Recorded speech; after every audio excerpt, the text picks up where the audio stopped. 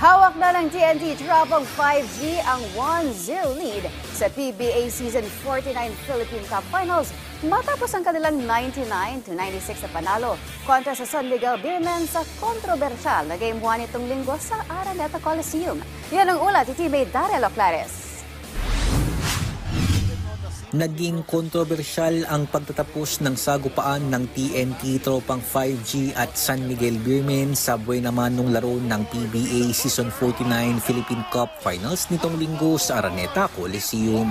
Naisalba ng Tropang 5G ang 99-96 na panalo sa Game 1 para takasan ang Beermen na humabol mula sa 24-point disadvantage. Gamit ang mainit na outside shooting, dinumina ng TNT ang Beermen sa halos buong laro. Subalit pambihirang comeback ang ipinamalas ng SMB sa fourth quarter na nagpakawala ng 19-0 run para makalamang at gawing dikit ang laro sa crunch time. Sa uling minuto, nabawi naman ng Tropang 5G ang kalamangan pero isang crucial one-handed dunk ang naipasok ni Mo Tautua para bigyan ng SMB ng 1-point advantage. Pero sa nalalabing 5 segundo ng laban bago ang jump ball sa pagitan ni Jordan Heading at Chris Ross, tinawagan ng offensive interference ang dunk ni Tautua para maibalik sa TNT ang bentahe 97-96. Wagi si Heading sa center court jump ball kontra kay Ross para mapunta sa Tropang Giga ang possession na nagbunga ng 2 free throws para kay Calvin Oftana. May pagkakataon pa sana na makatabla ang Beermen subalit nagmintes ang huling 3-point shot ni CJ Perez. Nanguna para sa Tropang 5G ang nagbabalik mula sa hamstring injury na si RR Pugoy na gumawa ng 23 points kasama pa ang tig-2 assists at rebounds,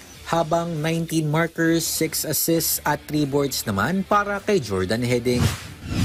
Siguro hindi kami sumusuko. Siguro yun yung nagpabigay ng pagkada sa amin. Kahit alam naman natin sa ano pa lang dami na pinagkahalan ngayon pa ba kami susuko. So yun lang talaga yung nasa isip namin palagi. Dismayado naman ang panig ng Beermen sa naging late na tawag ng mga technical officials ng offensive interference lalo na't dikit ang naging score sa Game 1. Hindi rin itinago ni San Miguel Governor Robert Non, head coach Leo Austria at maging si Tautua ang kanilang naging pagkontra sa crucial call. Dead ball naman yun. Counted, dead ball. Dapat, nireview kagad nila. Diba? Nireview nila. Counted or not.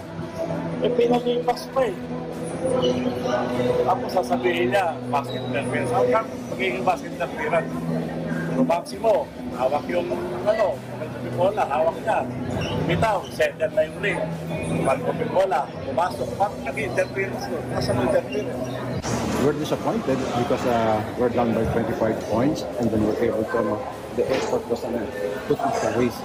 It's a nice game, but we can blame our opponent. But, it's a nice game, but the beauty of the game is nawala. It's just a nice shot. People touch the rim all the time, especially on a dunk. That's what happens when you try to dunk the ball. You touch the rim, and I mean, by the time it went in, I was already on the floor. Everything was done. I feel like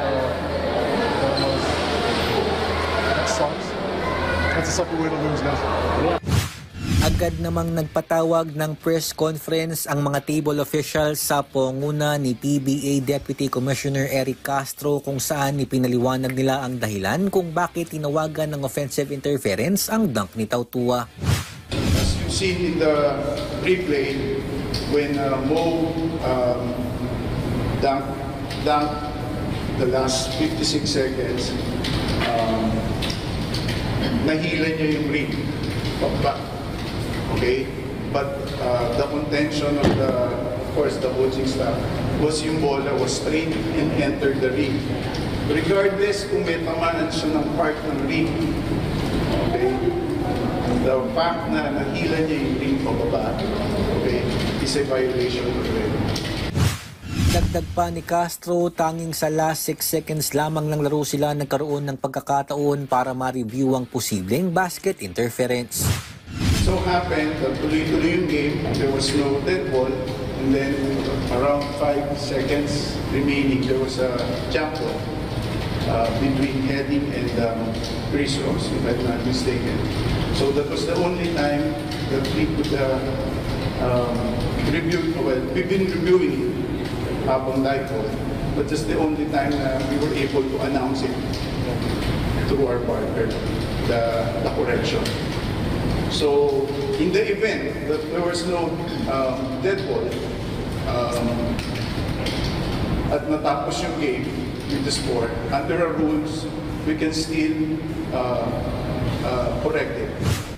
Muling isasagawa sa Big Dome ang Game 2 ng finals sa pagitan ng TNT at SMB sa darating na Miyerkules, ganap na alas 7:30 ng gabi. Daryl Oclares para sa Atletang Pilipino, para sa Bagong Pilipinas.